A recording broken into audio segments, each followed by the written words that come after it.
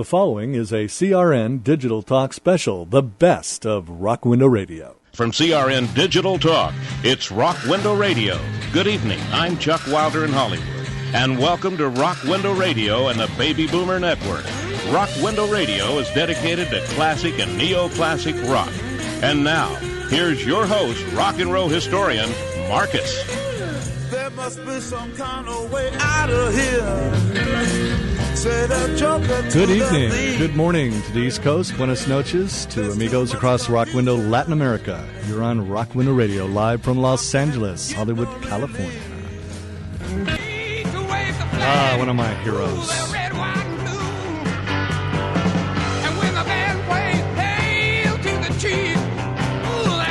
You're listening to CRN Digital Talk Radio. My name is Marcus. This is Rock Window Radio. From Publishers Weekly in regards to Hank Bordowitz, book on CCR, Bad Moon Rising, the unofficial history of Creedence Clearwater Revival. Departing from the psychedelic sound that dominated the airwaves in the late 60s, California's Creedence Clearwater Revival churned out a string of roots rock hits so critically acclaimed and commercially successful that after the Beatles broke up in 1971, CCR was hailed by some as the world's most popular band. But within a year, CCR2 had disbanded, victims of internal squabbles, record deals that didn't work, and destroyed a lot of groups. Bordowitz, a contributor to such magazines as Spin and Guitar Player, charts the band's beginning as a quartet of a high school pals struggling to make ends meet in the Northern California club circuit. Of course, you know from there, we went on to Proud Mary, Bad Moon Rising, Have You Ever Seen the Rain? What a phenomenal group. And Mr. Bordowitz, are you on the phone, sir? I am here, not to mention Fortunate Son, one of the interesting songs to play after an Army commercial. How true. Be all you can be. First up, I'm sure you want to wish happy birthday to John Fogerty. Absolutely. John turned 60, well, yesterday where I am, but today where you're at. The miracles of modern communication, I tell you. In your book, Bad Moon Rising, you utilized over 500 sources for this book? Oh, yeah. I do a lot of research on my projects. I try and be as accurate as humanly possible. Of course, not having been in the heart of the band and everything, you can't be totally accurate. I was not a fly on the wall, but I did talk to several flies on the wall for this book. Mm-hmm. Not the least of whom were, I talked to Tom Fogerty before he passed on, mm-hmm. and Doug Clifford, and Stu Cook actually vetted the book for me. Mm-hmm. We reported on Rock Window Radio last week that Stu Cook just got married in Lake Tahoe. Doug Clifford stood in as the best man, but John Fogerty was not to be seen. Unfortunately, they don't talk. That's been a problem since, pretty much since before the band broke up, but certainly since the Rock and Roll Hall of Fame induction, when the band was inducted. Yes, he refused to play with them on stage. It was not a pretty thing. I've heard that story from, again, 4 people, and all of them tell basically the same story. You say in your foreword that this is one of the saddest stories in rock and roll, that it was like a Shakespearean tragedy. What do you mean by that? Why? Well, because you've got your tragic hero. I saw John when I started this book as one, and that really hasn't changed too much, in my opinion. Though I got to say, I saw him on this tour, and I have never seen John. I mean, I've seen him maybe 8, 9 times since he's gone solo, and I've never seen him look happier or play better. I mean, he was just terrific, and he's got a great band. That's great to hear. Oh, yeah, I mean, it's good to see one of your... I mean, I picked up a guitar, an electric guitar, largely because of John Fogerty. A lot of us did. A lot of us did, that's even for sure. Even more so than the Beatles, because John spoke the blues, and by the time, the 70s rolled around, the Beatles weren't talking that no more. In a lot of ways, like so many people, he could be his own worst enemy. It's funny because after the book came out, Joel Selvin and I sat down. I asked him why he never wrote this book, because he certainly was a lot closer to it than I was. And he said, well, yeah, that may be true, but I just didn't want to write the rock and roll version of Bleak House, which is Dickens' book about a lawsuit that goes on long after everyone involved in it is dead. Right. And yeah, for years, John kind of hid in a cabin up in Oregon, I guess it was. yeah, or in his family home in the Bay Area. Refused to write because he was had something to do with Fantasy Records. They wouldn't let him do what he wanted to do. You probably know a lot about that era. Basically what happened is he wanted to get his publishing rights back. When they signed the contract in 1967 with Saul Zaentz after he bought Fantasy Records from the Weiss brothers, he signed away his publishing. I mean, they did it in the Weiss brothers contract too, but it didn't matter then. But that's where the money is, the publishing, isn't that right? Clearwater Publishing, it's what built the Fantasy Building. It's what put up the money for One Flew Over the Cuckoo's Nest and the Ralph Bakshi version of Lord of the Rings, and all the things that Saul Zaentz was honored for at the Academy Awards were funded largely with CCR money, as was the Fantasy Building, which is, a good hunk of a square block at 10th and Parker in Berkeley.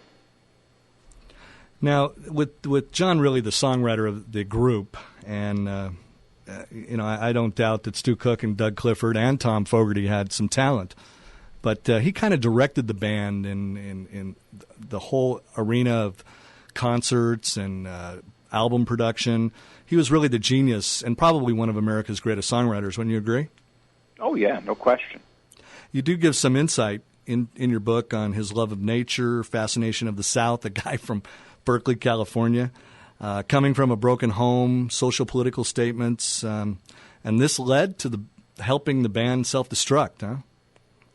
Well, not those elements necessarily, but... Well, the other band members weren't contributing as much? I mean, you think they'd put these things behind them now, being 60 years old today? Yeah, well, you'd think so, but some grudges die real hard.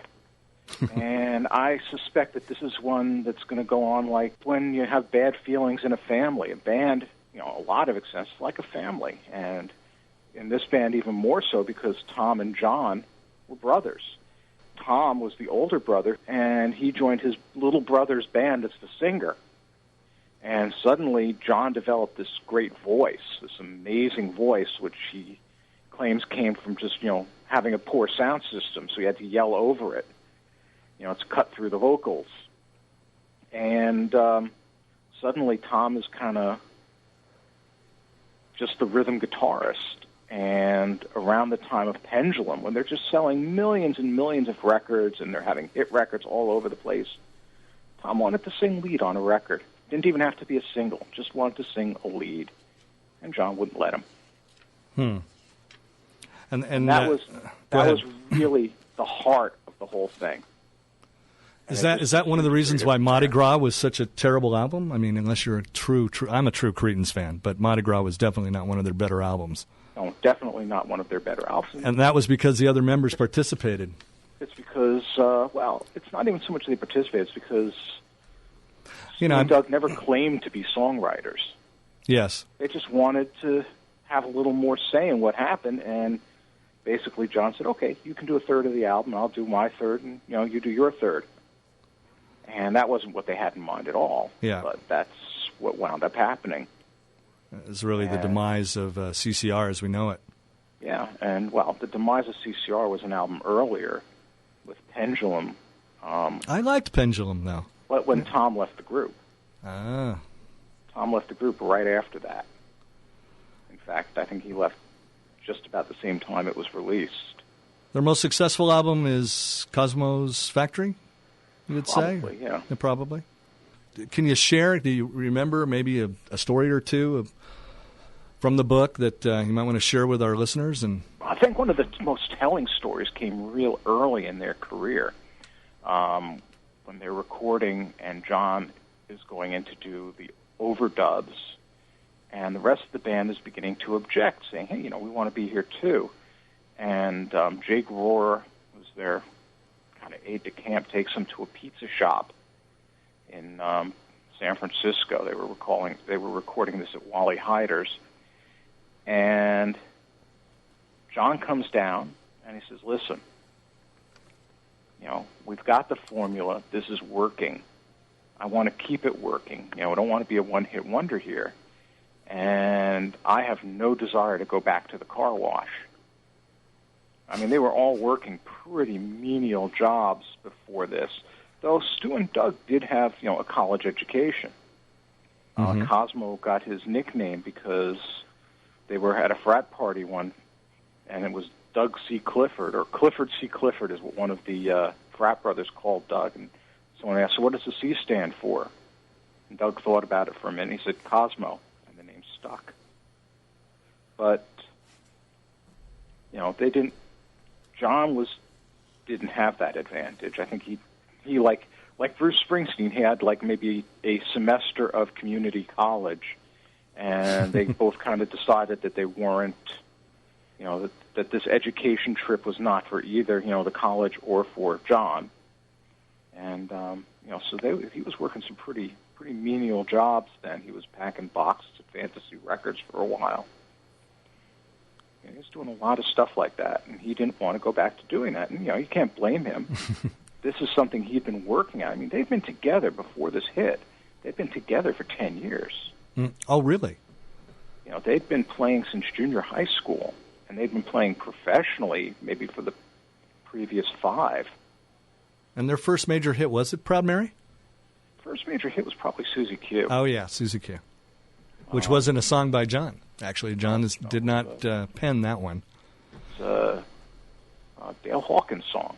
There was actually, when you started writing this book, there was a lot of things that came out on Cretin's message boards that were criticizing the work even before they read it. Yeah, that was pretty amusing, actually, mostly because John didn't want to participate in it. And the book is called, by the way, it's hopefully it's going into its 3rd printing now. Bad Moon Rising, the history of Cretin's Clearwater Revival. You're listening to Rock Window Radio. My guest is Hank Bordowitz. He's the author of Bad Moon Rising, a book a few years back on Cretin's Clearwater Revival. And I want to thank you so much, Hank, for being on the phone with us tonight. I know it's a little late there in New York, but we'll definitely have you on again after the book comes out, and love to talk to you about U2 sometime. Be happy to do it. Hank Thanks Bordowitz. so much. Thanks for being on Rock Window. Thanks for having me. Thank you so much. You're listening to CRN Digital Talk.